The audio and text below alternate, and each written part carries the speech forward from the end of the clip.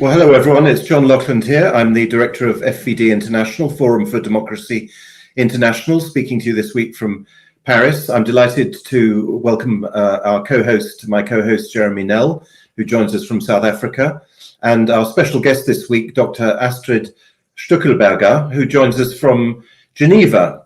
Astrid, thank you very much for giving us your time. I gather from what we were saying just before we went on air that you live in the very heart of the beast, within minutes of the United Nations and its agencies. And I gather you used to work for the World Health Organization. Perhaps you could begin the discussion by introducing yourself and telling our viewers who you are and how you got interested in this very important subject. Yes, thank you, John, and thank you, Jeremy, who I know since 2021, to invite me again to speak about this important topic, which, not many people have worked in WHO. So I'm very surprised myself that I'm called the WHO whistleblower because I'm the only one. So who has contracts, Reuters is trying to tell that I have never worked for WHO, but I have, tons of letters of recommendation, contracts, etc. So yeah, I was interested by the United Nations very early on, by the international world, because my parents are international. My first language was English, not Oxford English, but it was my mother tongue, because my mother is Norwegian, Viking, and my father is Swiss German, and it's trilingual, Swiss, German, French, and English. So being born in Geneva, then moving to an international ski resort and coming back to study in Geneva, the first thing I was interested in is to join the University of the United Nations. And I took a course and I was just only 23, 4 at the UN to know how it works, this big machine. And it was almost a 1 month seminar. So I wanted to work absolutely for the United Nations. And so I made my way through the studies of biology, then genetic psychology, and then master, mental health problems. And my first work after the bachelor was the master of mental health with the Department of Mental Health of WHO on cross-cultural diagnostics. And so it threw me right away in the world of health, but also on the world of scientific validation of sickness throughout the world, which was impossible to validate a mental health problem with one standard. That was the conclusion of this master of this big collaborative study. But after that, I was head of a Swiss research program, directing it, and WHO approached me, and then again I was always taken back in the family of the United Nations. And so I really liked it, because for me, it was a fantastic world. Everybody is together, one family, but not one government. But that's what they want to do now. But anyway, important to say, isn't it, that many people, they probably more or less know what the United Nations is. They may have seen pictures of the Security Council and the General Assembly. But what many people probably don't realize is that the United Nations also has a very large number of extremely powerful agencies, of which the World Health Organization, of course, is one, perhaps one of the more famous ones.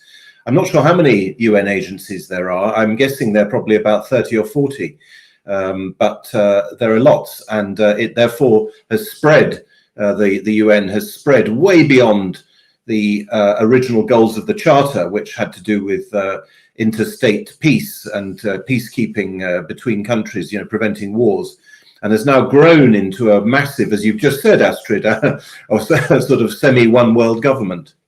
Anyway, go on. Sorry to interrupt. No, you're right. You're underlining an important thing that people don't know, is that at the beginning, post-war, they created the Society of Nations, the Société des Nations in Geneva, with the first agency. Yeah. Was the International Labour Office, which is still the biggest, agency, and which tripartite, and it's very good. It's the employers, the employees, and unions. To have peace, and the work was a big thing. And it was built for peace, yes. But it was here, and it was not a majority of country. I have a PowerPoint somewhere with all this, and it was a beginning of a world government, I would say.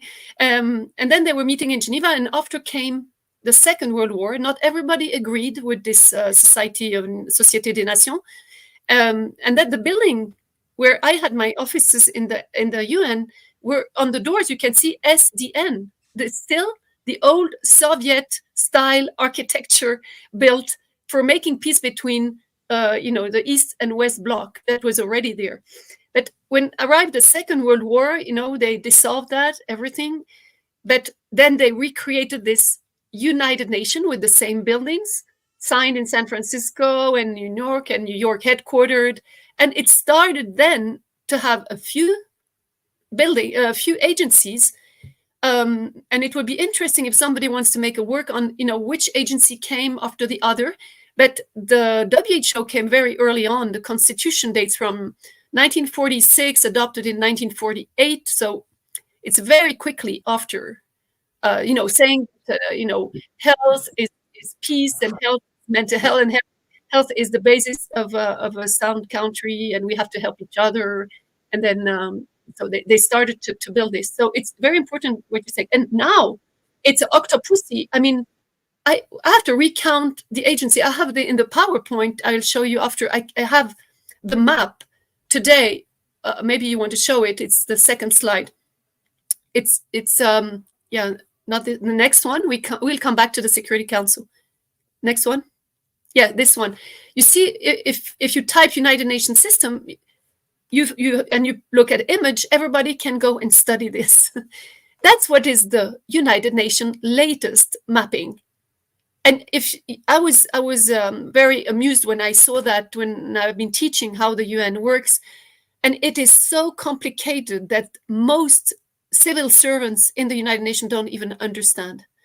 They all have the same retirement system, which is based in ILO, the International Social Security Association. But anyway, they're all assembled in this United Nations General Assembly.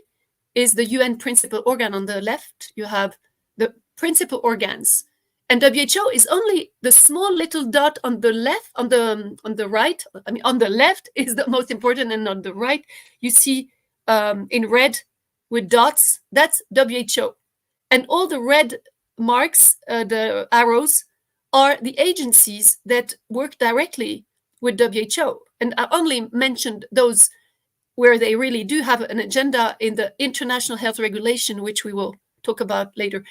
So you see that when you see this whole big family, but at the beginning there was only a few, and it's been growing in all the areas of life, of finance, of population agenda, from migrants to refugees. There's an agency for refugees, agency for migrants, agency for children, for women, not for men, but they direct, and not for old people. I was fighting to have a UN agency for aging, which is a huge issue.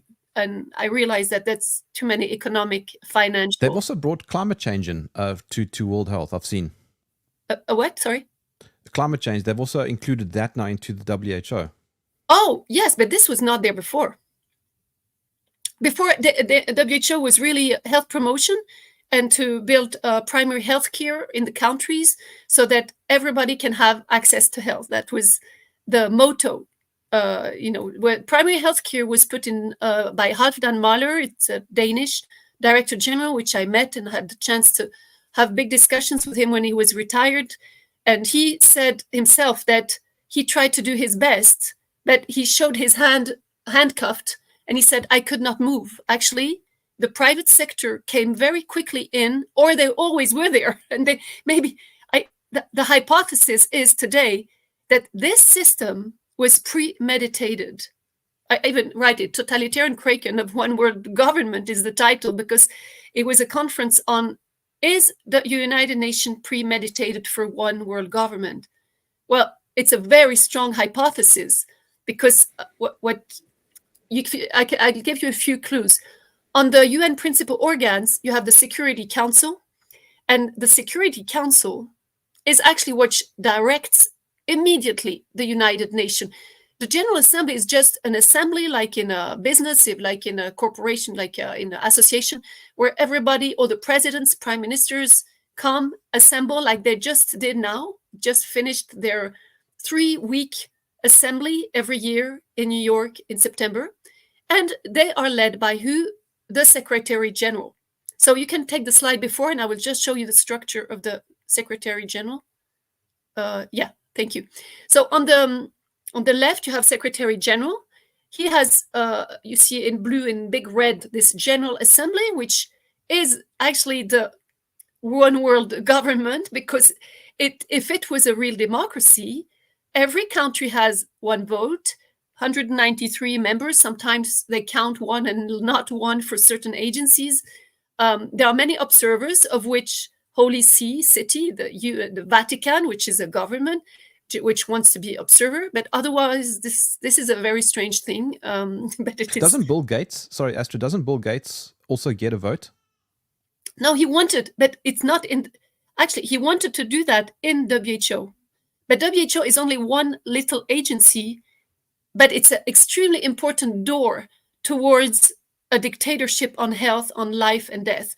But you remember when I was witnessing at Rainer Filmisch, I had a text in front where he has total immunity, and had Bill Gates the real privilege to be in Geneva with an international association, from an NGO to international organization, with total immunity. He was granted by the Swiss government. Switzerland is playing an enormous non-neutral world in a neutral appearance. But anyway, they probably were forced to do that. So I don't want to blame them. But so Bill Gates has many, many NGOs. He has Gavi, he has Bill and Melinda Gates, he has FIND, he has the Global Rollback Malaria, Global Fund for Health. In his big house in Geneva that was inaugurated in 2019 with our money, 8 floors. And you cannot approach this. It's worse than a bank. People who want to film it, they are asked their identity card and are forbidden to take pictures. So this you just mentioned Gavi. You mentioned. Sorry to interrupt, Astrid. You mentioned Bill Gates's various NGOs, or rather charities, I suppose would be the right word. It's important for our viewers. Maybe you were going to say this, to know that a large part of the World Health Organization's budget comes from these organizations, from these Bill Gates organizations. Gavi is the biggest, but he's got there are other organizations which he or the foundation gives money to. And so when you add up the total amount of Bill Gates funding of the World Health Organization, it really is quite a large percentage. For instance, it's bigger, if I'm not mistaken, than the contribution made by Germany. Yes, it is actually the number one. If you put Gavi, which stands for the global, the global plan, no, the global, what is it? The Association for Vaccination and Immunization, and Bill and Melinda Gates. If you put them together as donors, they're top hit parade number one. So already just adding those two, you see. And that is since, I think, 10 years, maybe before, but it was not visible. He came into Geneva in 2006 and I'm talking of Bill Gates and the Gavi, Bill and Melinda Gates, both came in with, I have the papers, official foundation in 2006, after signing with WHO and the World Bank an agreement for IFFIM, the International Finance Facility Program for Immunization, which is equal to vaccine. The IFFIM with bonds, Goldman Sachs who built that, etc. So that was in 2003-4. He comes to Geneva 2006, a foundation that transforms in 2009 as an IO, International Organization of Full Immunity. And he is part in 2010 to 2020. He's leading the global vaccine plan of WHO. So you see the chronology is very important into the details. And then he takes part in the board's meeting and he transforms the international health regulation, which allows you to declare an epidemic and a pandemic, a fake public health emergency of international concern. They have the right to monitor the words to let normally governments decide. But this time, since Billy is at the head of this global plan of vaccine, there has not been a real democracy at all. At least it is clear today. He tried to change IHR in 2016.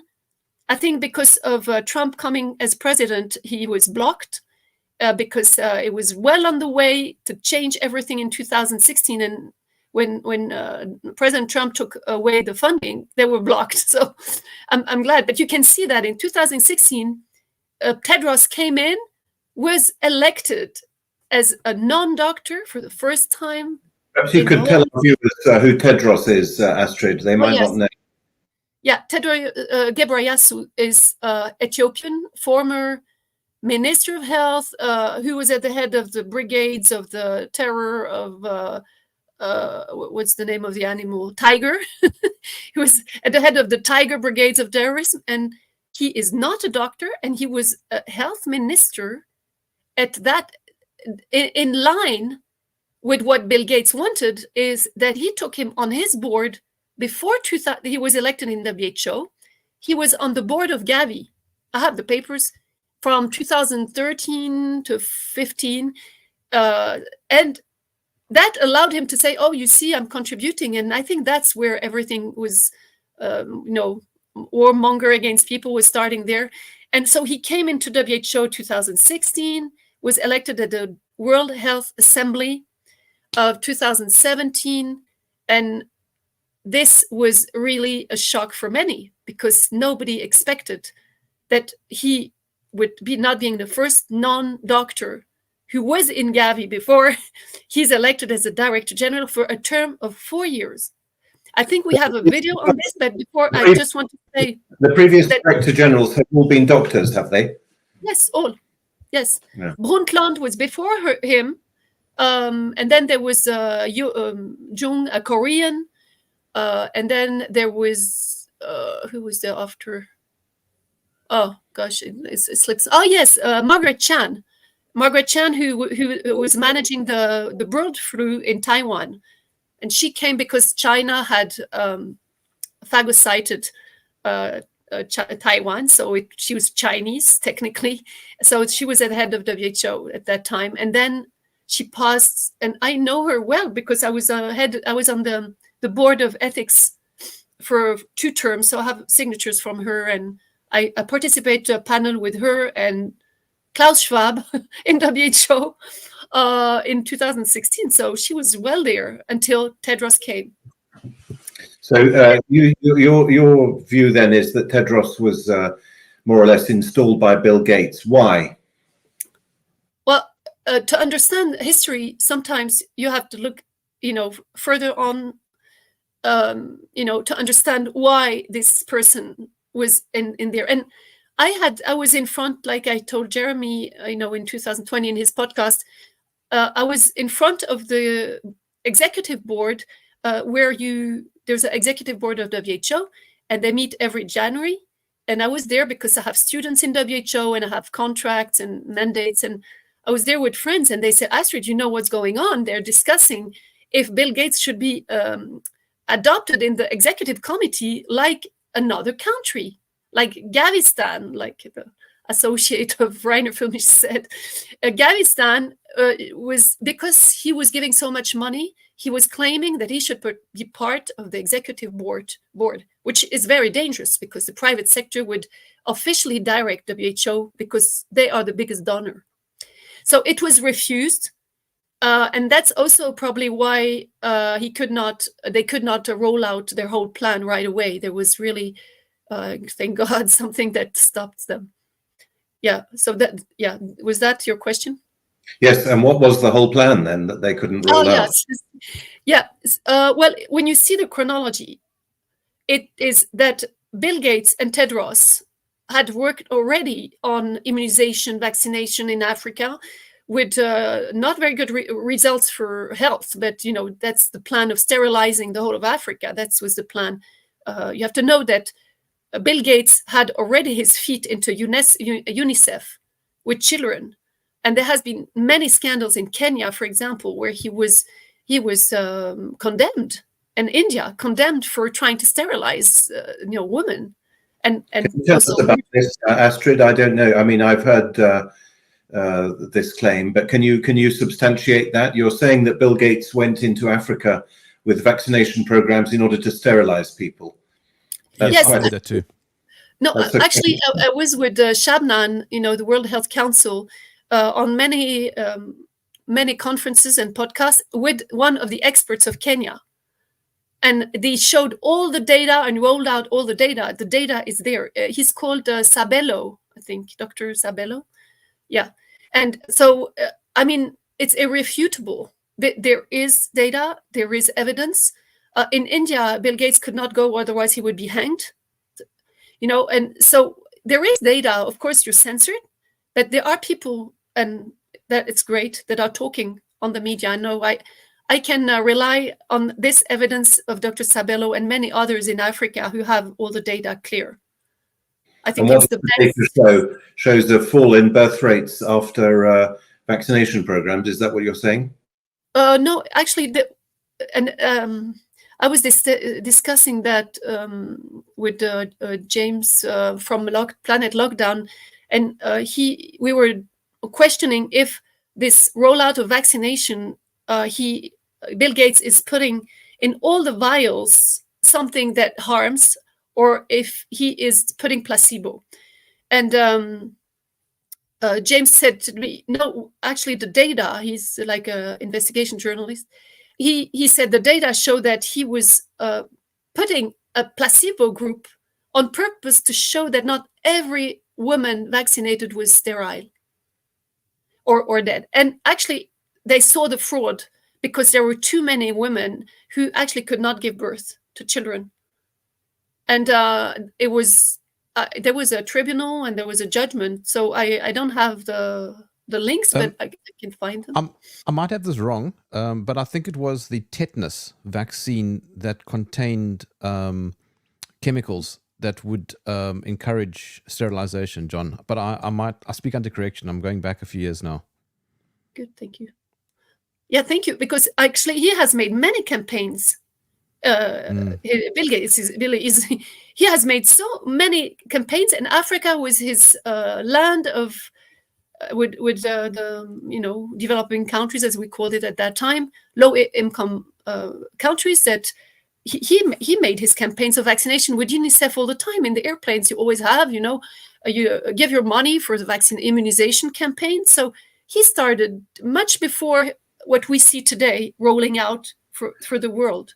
And is it your view, Astrid, that the COVID vaccines were also being forced on people with the same goal in mind? Is that your position? Well, I must say there is a logic, and at the beginning we didn't know. What we knew, there was something not legal, because you don't force a whole population to a lockdown after one virus in Wuhan, and it crosses the whole world in a few months or weeks. And for me, this was a no-go. This is not epidemiology. This is a forced lockdown with masks, with hydrogel, with everything was censored. And I knew right away this is more than just a scare propaganda. It is really a coup d'etat on the world. So I have no doubt. Why is it not epidemiology if a virus spreads from somewhere around the world? Why is that not? You've just said it's not epidemiology. What do you mean by that? Well, in the international, so I worked in WHO for the international health regulation. I have to say it now. So the international health regulation is something that goes way back into Constantinople, Istanbul, and all the carriers of sickness coming from commercial routes, of maritime routes. And they did a big international conference in France, for example, on sanitary and hygiene on the boats and on the ports. And this developed in the first international health regulation under WHO in 1969. And I have a slide on that if you want to show it, but we can also talk like that.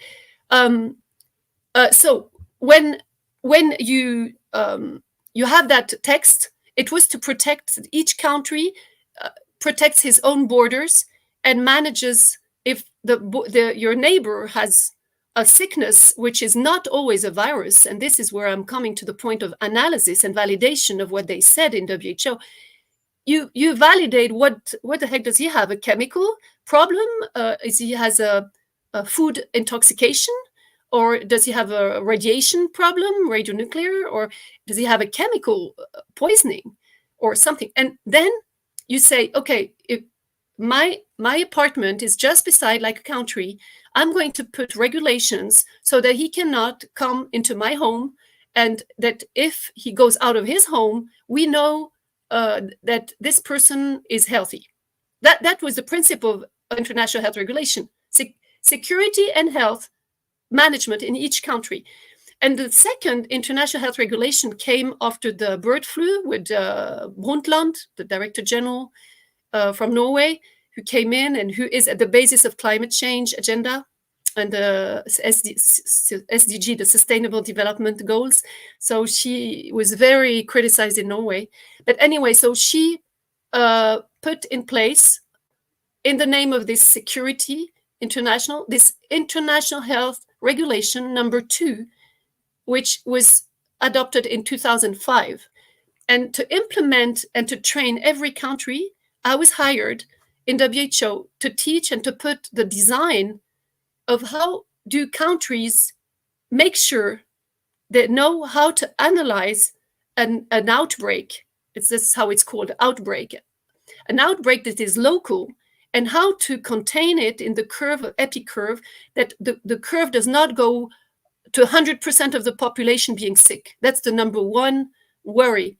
And in this case, we did not see that. It is, if China was supposed to say, oh, there is an outbreak, okay, let's look where. And in WHO, you have a shock room, special operation room. And in this room, you get the information from many sources of the GFIN, the Global Health Information System, another information system from the world, and you can see the clusters in a country.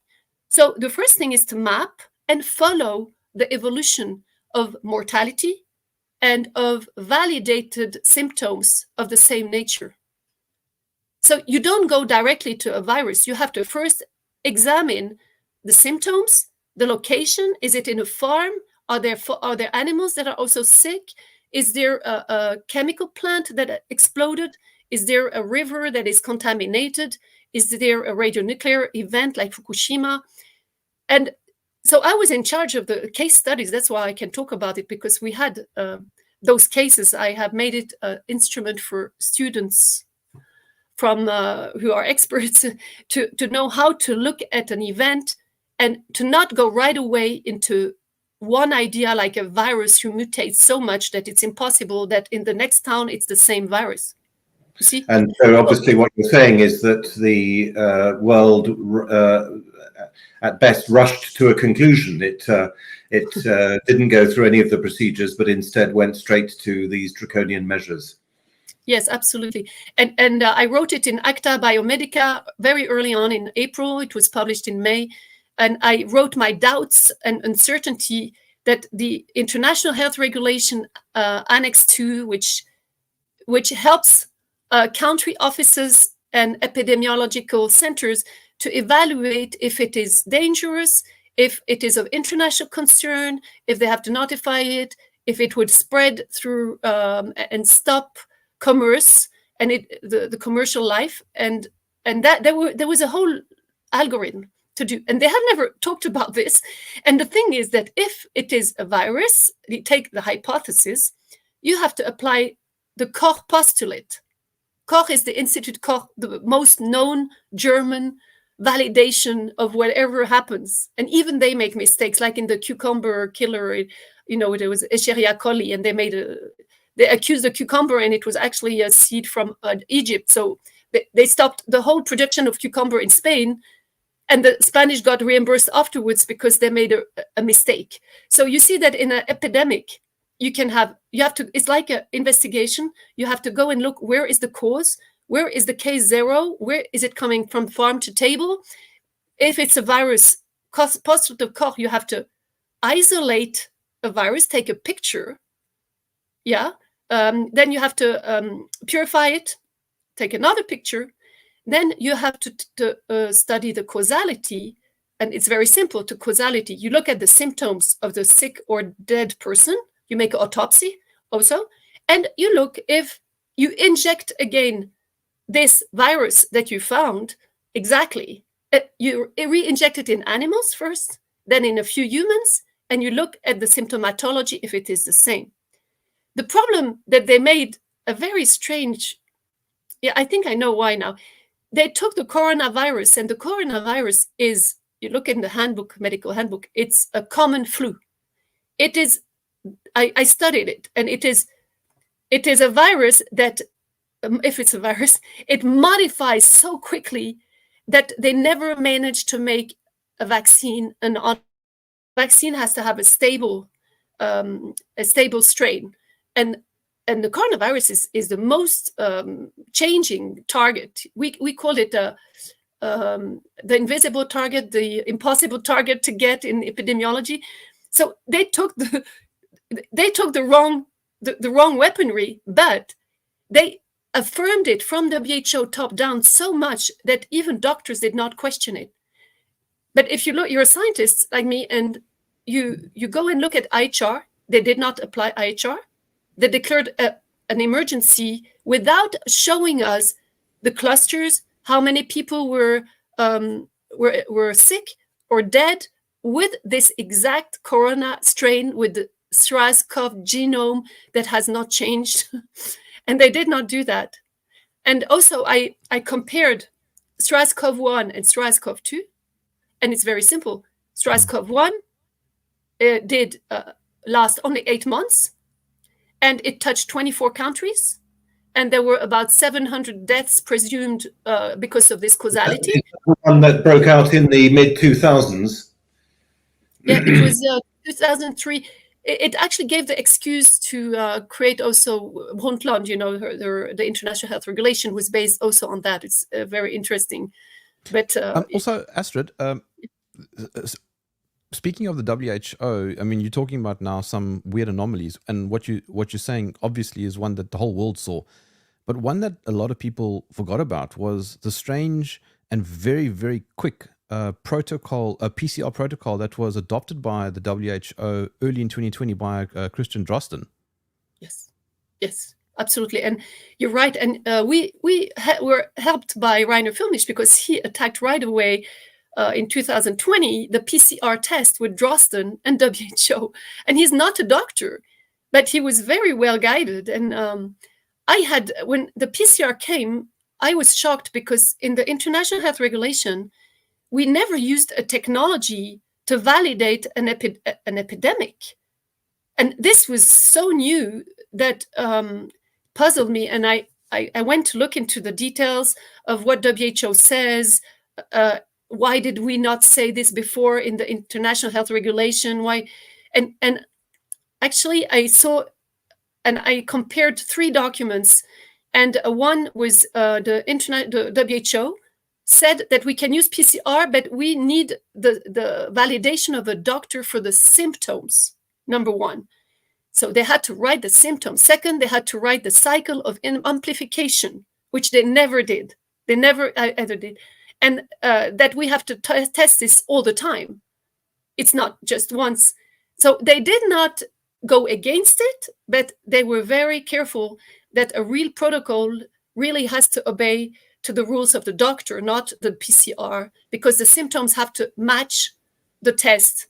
And a test above 45 of cycle is invalid and purely fake. And there are so many articles now today there that you can find this everywhere. The second document.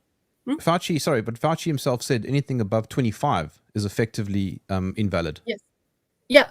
So 25, you can still see some things in the soup, but 45, which they did everywhere, that's why I mentioned 45, it's nothing. You're just looking at something you don't even see. That's one of the fraud in the science, but the other fraud is that a PCR is used in a lab, but not in public health. And in a lab, and that's Kari Mullis, who was the Nobel Prize for that, who says, you know what you're searching. And when you know what you're searching, it is a tool for the laboratory for research, but it cannot and never can be applied to the whole population. And the CDC said it. It's very strange anyway, on a much more basic level, of testing people who don't feel ill. If you don't feel ill, you're not ill, you know.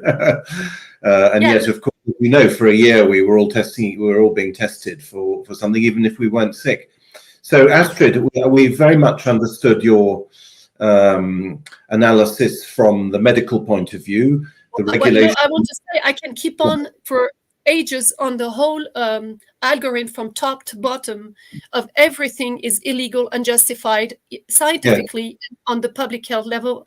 I have made many reports where people would see one day for lawsuits in Canada, in Finland, in Norway, in Greece. So I don't want to extend myself there, but it is to show that there is something premeditated in this whole lie. That was going to be my question. So you've explained that the regulations weren't followed. You've said that this is totally abnormal. This is not epidemiology. There are other ways of dealing with an epidemic if there is one. So the question then is, why did they do what they did? Why did they do it? Did they panic, or was there a more sinister? Is there a more sinister explanation? Good question. Well.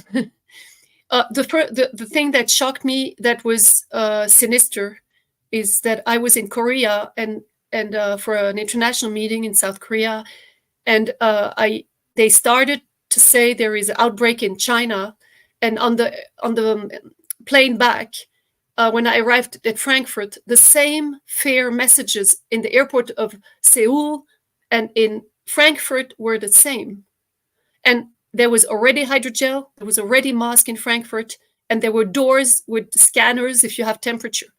And I thought this is not normal because the international health regulation, the number one, I was in charge also of the communication, risk communication. The number one rule is don't scare people. Reassure them like the Institute Koch used to do. We are looking, we still don't know, but we are searching, don't worry. We have contained it in China and Korea, but there is no way it will pass the airport because we have doors, we have this. This was not normal, that from one part of the world to the other, there is same message, same measures, same everything. And so we were teaching that the communication can, and we did exercise with CNN anchors, what's her name? Yeah, I forgot her name. And it was very interesting how you do a press conference when there is an outbreak. And the first thing you reassure people, you show your science, you show and you name people who are working, but you don't go from top down saying, oh, the world is in a terrible, and it's always Fauci and Tedros speaking with their little agents on the side. So that was really a shock. I thought that's not normal. And then the whole rollout of the communication was shortcuts to fear with images, never scientific, and confusing people to fear. Second, you don't lock down a country. One of the last thing that IHR was supposed to do is to lock commercial international business. And suddenly the whole business is locking down. So I was like, this is really crazy. So for me, this was already premeditated, but why stop the schools, stops the tribunals? I remember I had something in court against university, and they locked down the court. We had to postpone this, and I said, no, but that's exaggerated. So really all this was completely wrong. And how come? There was also another thing that we were teaching, which is completely crazy. The outbreaks don't outbreak the same if you are in Indonesia with 10,000 islands, or in Alaska where it's so cold, or in the middle of the Gobi Desert, or in South Africa. Because or the Antarctic. What? Or the Antarctic. Yes, Antarctic, where they spread it. So well, I mean, we saw this even within countries, even in France. There was where I live, there was very substantial regional differences. There were very substantial regional differences. As I recall, I may be wrong about the details, but I think in the west of France, there was almost no COVID and there was more COVID elsewhere. So even in this relatively small territory, never mind between Indonesia and Alaska. So anyway, go on, yes. But you see, you just said there was a lot of COVID, but COVID is a wrong, lie term that everybody uses today. And this is where they have succeeded. Go on, then. Let's hear you on that, because that's very important. Yeah, it's very important because I don't know if you know, but the word COVID read upside down means devil in Hebrew. So it is very strange that people use COVID. You know, what is exactly COVID? Because SARS-CoV-1 was the name of the first coronavirus, and now SARS-CoV-2. And people switched to COVID and to long COVID.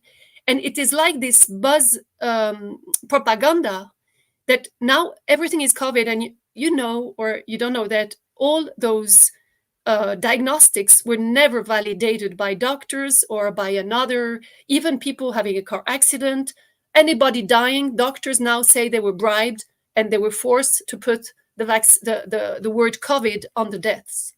So it is a huge propaganda lie. And it's not possible that the whole world goes, you know. So what happened in northern Italy, there were clusters where people died more. We have data and we look at what happened. Why is it? And in public health, you don't make the correlation from the lab to the public health. Lab is only one item to validate many other things, like why it was the water polluted, like it was in south of France. They found pollution of the water, like a lot of outbreaks now on intoxication by the water, so be careful. So you can make a whole population sick with water. So there are many causalities, and that's also in IHR we were teaching. Don't fall into the trap of putting everything on a bacteria or a virus. But Astrid, what did they die of then in northern Italy? So there are correlations, and there is a correlation with the installation of 5G. What we call 5G, it's 4G++, apparently, from the experts. And it's Anders Brunstad, a Norwegian. He made a study, a public health study, where he correlated where there were mortality peaks in what we call COVID. I have a hard time to say it. SARS-CoV-2, and the correlation with cities all over the world, from Australia, South Africa, England, there is a significant correlation between the number of 5Gs in the area of where people died from this symptomatology. 5G mobiles you're talking about, 5G mobile networks? No, antenna. Yeah, the antenna. Yeah, here in South Africa. Your view then, Astrid, is that people were dying because of mobile radio waves and nothing to do with the virus? I'm careful because I have still this, through the years since I know Jeremy, I've evolved, and I'm taking now this like a criminal investigation, and we are in a criminal scene, CSI, and we can only build hypotheses because every person is different. Everybody has a different immune system, from children to old people to women to man. And we can only look at all the causality. There are many, when you know that there are criminals, this is my point. If you know that Bill Gates has premeditated that with the pharma, in the hospital, we know today they died by the treatment. They did not only die because of the causality of for acute radiation creates problems of respiratory problems. So they say, oh, it's COVID. They give them remdesivir or Paxlovid and they die, or they intubate them. So it's very smartly done, in the bad way, I would say, is that they have made a causality create a symptom with a wrong diagnostic, and wrong diagnostic equal wrong treatment. And this treatment is one of the factors on the criminal scene that helped people to die, who facilitated them to die. And we have proofs today. At the time, we could not know. But today... But just to... Yeah. Sorry, Astrid, but just to add to what you're saying, Panda, with all their data, have shown fairly extensively that there were no real spikes from early 2020 onwards.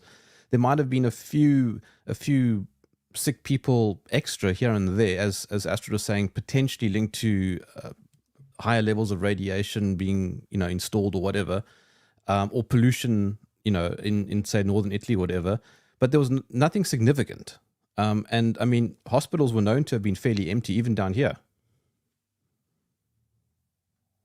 It was a fear mongering in the media, and I was shocked that I never saw this before on the Swiss TV, that they were carrying a coffin with the dead people and said, "You see, there are deads everywhere." And a coffin in an emergency hospital is impossible. I worked in the emergency of the Geneva University Hospital for research, and it's just not possible. So we know today, you see, that's retrospectively, we know today that McKinsey has been the designer not only of WHO propaganda, but also the minutes, and they took care of the design and the policy, etc. But also all the media coverage of what happened is centralized with at least one of the partner we have. I know this from WHO, Intel, that, and I saw even the numbers, is they have millions paid to McKinsey. So the imagery, the whole film that they created to prove their point had one aim, is on the way to kill people, make them sick, but especially to scare them so much that they would fear always this long COVID, but also they would accept this injection, this vaccination on an experimental mode of it's. I was shocked. That's the. I've been shocked all the time, but healing from my trauma. This ethical committee, would never have accepted a research like that, never, because conflict of interest was number one. You cannot accept a research who sells and conducts the research at the same time, who doesn't pay for the secondary effects. This is amoral. It wouldn't. It breaches all the ethical laws.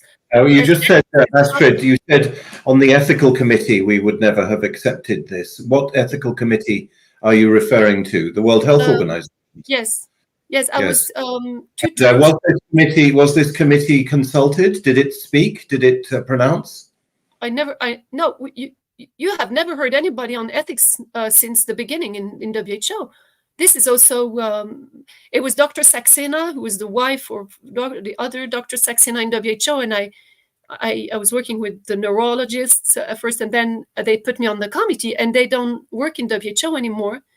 But we have many books on ethics in pandemics, in ethics with the research, and I have contributed to that. I have papers which show it. So this is a no-go. We had protocol, I still have them, of how you validate the research. And conflict of interest when it's human beings is number one. And it's appalling that they managed to force with no, other problem. The number one and the centerpiece of a research on the population is the informed consent form. And we were very strict on, so I was an external consultant to validate because they needed me. And we were about 10 in the room each time with about 50 research, everybody had a pack of 10 to share or something. But informed consent was the document that we were very, very careful of. So we never accepted if the information was not given, scientific, the information about secondary effect, the information that they would be reimbursed if they have a problem of healthcare, and they would take care of them completely if there was any health problem. And the last is that they would inform, that we added that during this time, that we would inform those people if they want all the time on the evolution of the research, and we would stop it immediately if there was a death. There were Astrid? at least 50 deaths after 2 weeks. We never stopped. I think I know the answer to this, but okay, I'm going to ask you anyway. Can the World Health Organization be held accountable? It's a very good question. Yes.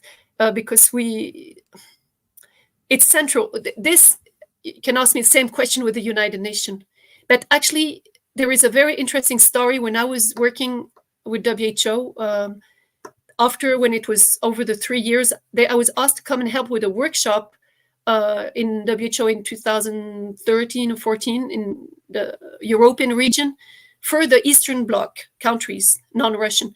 And we had a woman from WHO there who said, we cannot declare pandemic. It is forbidden.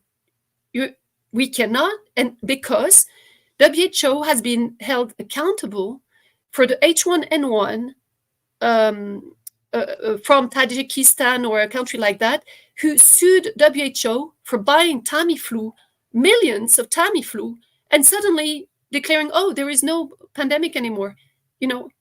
So they have been sued. And what they did, they used that, like in Aikido, and they made their own rules so it never happens again. So for me, when it is illegal to declare a pandemic, unless you bought all the governments under your they can't say anything. There is something fishy that I can only explain that it has worked because they bought all the heads of government for that time. Because they can be sued, yes. They are not a one world government at that time normally. Did you say bought, Astrid? I didn't hear. Did you say bought the heads of government? Yeah, corrupted. I would even say that we find now, I think, yes, we discussed that with Jeremy also, that countries are not governments, our heads of state are not government anymore. They're corporate. They have been hijacked into a corporation, so they shut up, and you cannot sue them. They cannot sue WHO. Sorry. And I saw that. I can give another anecdote. It's like a piece of the puzzle of this investigation. I was a witness in the Norway Parliament Tribunal, and of a case of a woman who lost her job and etc. And in Norway, normally, it's my country, so I know their psychology is simple, is nice, is kind. So the head, we came to. I was witnessing about IHR WHO, that they should not have obeyed because WHO doesn't decide everything. Blah. Anyway, so what happened is, as a conclusion, the head of the medical department said, it's not me who decided, it is the head of the hospital. The head of the hospital said, who came to the floor, no, it's not me who decided, it is the public health, the head of the public health department of Norway. The head of the department of Norway said, no, it's the Ministry of Health. And the Ministry of Health representative said, no, we did not decide, it's WHO. So you see that the chain reaction of the decision of responsibility of the hot potato is coming to WHO. And it's each time I see the same scenario. Astrid, where can we, I'm sure anyone listening to this will be absolutely fascinated. I certainly have been. Where can we follow you? Do you have a website? Have you written about this, or is this ongoing work in progress? How can people follow up, and if they, to learn more about your work? Yes, I have a website, but I keep it on purpose professional, a traditional professional, because I'm censored a lot, and I don't want to take the risk of more sanctions to make sure. So I'm invited, I go and speak, I'm invited to be expert, I write, but I have 2 channels which I feed where I'm not censored.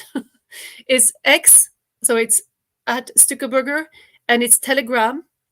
And to find me, you have to write dr_Astrid_Stuckelberger. And I don't censor myself there, and I have not been censored. Sometimes I'm on almost all the channels, but it is still a war on information. I can really witness how many also we have died. So it's not a light, war. And I don't provoke the Rottweiler. I say that. I don't want to get into a fight because, to promote myself or this for the moment. I don't feel it's the right time. I think it will change by 2025. So I'm very happy, to share. I'm preparing. Yes, I'll prepare, a book or something, but I don't want to be censored. Those who publish today have the permission to publish. And I know that many of them have not written their own books. So there is, we are still in a war. So I'm careful, and you can follow me there, and you can discuss on Telegram. I read it. Takes a lot of time, but it's really enriching because we're still understanding what's going on. And I'm trying to help people to understand what is going on with WHO, what is going on with the United Nations General Assembly, their Pact of the Future. Did you read that? Pact for the Future? And absolutely. We had a program about it a while ago. They're deciding. I'm sure everyone who's watching will want to keep in touch with you by following you on X and on Telegram. You've been very kind with your time. It's been an absolutely fascinating conversation. Thank you very much indeed. COVID is a subject that's very close to FVD's heart. The party leader, Thierry Baudet, wrote a book about it called The COVID Conspiracy, which exists, was initially published in Dutch, but we then produced an updated second edition in English, and it's available from amsterdambooks.nl. So I, of course, encourage our viewers to read it and to order it. And we'll maybe we can hope to have you back, Astrid. You say that we'll know more in 2025. Let's maybe make an agreement to check in with each other again next year when we know even more about the detective story that you're that you're writing, that you're involved in. Yes, and I can publish maybe with you. You see, because it's not possible to publish with people who are not on the right side. You absolutely can. We can next year. Very excellent. Thank you very much indeed, Dr. Astrid Stuckelberger, and thank you, Jeremy, for co-hosting the show. Thanks to everyone for listening, and we'll see you again at the same time next week. Yes. All the best. Bye. Bye. Bye. Bye. Bye.